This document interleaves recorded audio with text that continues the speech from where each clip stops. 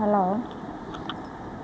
அரசியல் கட்சி தலைவர்களாக இருக்கட்டும், சினிமா ஸ்டார்களாக இருக்கட்டும், வசதி படைத்தவர்களாக இருக்கட்டும், பொதுமக்களுக்கு கஷ்டத்தில் இருக்கிறவங்களுக்கு கை கொடுக்குற மாதிரி உதவுற மாதிரி நம்ம நாட்டில் வாழ்கிற இந்த ஊருக்குள்ளே வாழ்கிற ஜீவன்களும் இந்த நாய் அண்டு பூனைக்கும் கொஞ்சம் உதவி பண்ணுங்கள் தயவுசெய்து. இந்த மழையிலெல்லாம் ரொம்ப பரிதாபமாக இருக்குது. ஹோட்டல் நடத்துகிறவங்க ஒரு இப்படி சாதம் வைங்க, சாப்பாடு வைங்க, இதுங்களும் வாழ்ந்துட்டு போகட்டும்.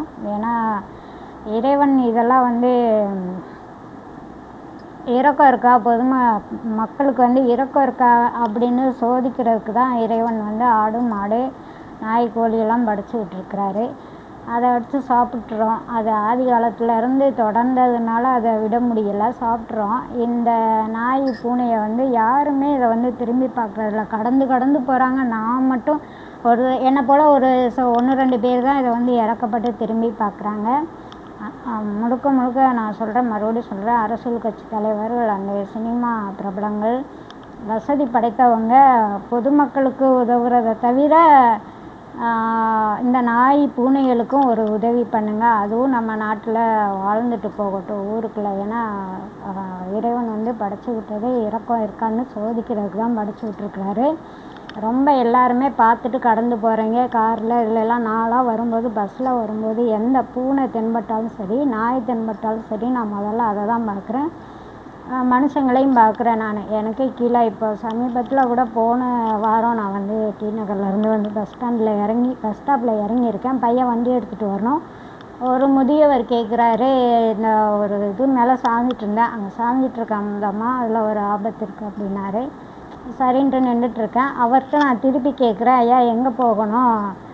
பையன் வந்துட்டான், சில்லறை எடுத்து எண்ணிகிட்ருக்கிறாரு. அவர்கிட்ட காசு இருக்கா இல்லையாங்கிறது தெரியலையே, சில்லறை எடுத்து எண்ணுறாரு அப்படின்னு சொல்லி நின்றுட்டுருக்காரு. என்ன கேட்டார், எங்கே போகணுன்னு. கோயம்பேடு போகணுமா? இல்லையா, வீடு ஆப்போசிட்டு தான், பையன் வண்டி எடுத்துகிட்டு வந்துட்டுருக்கேன், அதுக்கு தான் நான் வெயிட் பண்ணுறேன். நீங்கள் எங்கே போகணுன்னா, நான் கோயம்பேட்டுக்கு போகணும் அப்படின்னு சொல்லிட்டு நின்றுட்டுருக்காரு. பஸ்ஸு வருது, ஆனால் பஸ்ஸில் ஏற மாட்டேங்கிறாரு, சில்லறை எடுக்கிறாரு. இப்போ அவர்கிட்ட ஒரு வேளை காசு இருக்கா இல்லை அப்படிங்கிறது தெரில. நான் கஷ்டப்பட்டதுனால அவர்கிட்ட உதவி தேவைப்படுதான்னு கேட்குறேன். நான் ஐயா காசெல்லாம் இருக்கா, ஏதாவது பஸ் பேருக்கு வேணுமா அப்படின்னு கேட்குறேன். இருக்குமா அப்படிங்கிறாரு. அதுக்கப்புறம் கோயம்பேட்டுக்கு தானே நான் இறங்கிட்டேன் வீட்டுக்கிட்ட, ஆனால் கோயம்பேடு அடுத்த ஸ்டாப்பும் நான் வடபழனியில் இறங்கி பையன் வண்டி எடுத்துகிட்ருக்கேன். கிராஸ் பண்ணி அந்த பக்கம் போகணும். ஐயா எனக்கு வீடு இங்கே தான், கோயம்பேடுனா வரீங்களா, அப்படியே விட்டுட்டு பையன் இப்படி வந்துடுவான், ஏறுறீங்களா வண்டியில் அப்படின்னா, இல்லைம்மா நீ போம்மா, நான் பஸ்ஸை பார்த்து போய்க்கிறேன். அப்படி நான் கஷ்டப்பட்டதுனால தேடி நான் உதவி கேட்டுட்ருக்கேன்.